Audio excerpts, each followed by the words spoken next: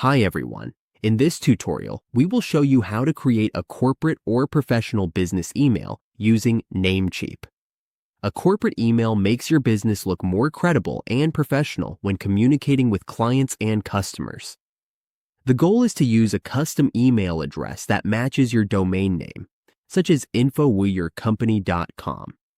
This helps build trust, strengthens your brand identity, and keeps business communication organized and secure. Let's get started. First, open your browser and go to namecheap.com. Once you are on the website, log in to your account. After logging in, look at the upper part of the page. You will see the email section. Click this.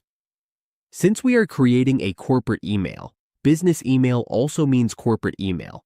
Click this business email option. Next, buy a starter package. We will use the starter pack as an example. Here, you can choose to purchase a new domain, use a domain you own, or use a domain from another registrar. Select the option that fits your situation. For example, if you already own a domain, select this domain. Once you have selected your domain, click Continue. Follow the steps and confirm your payment. If you already have a domain and an email set up, you might not be able to go further. But if not, just click Continue and pay. There are 0 fees for this step.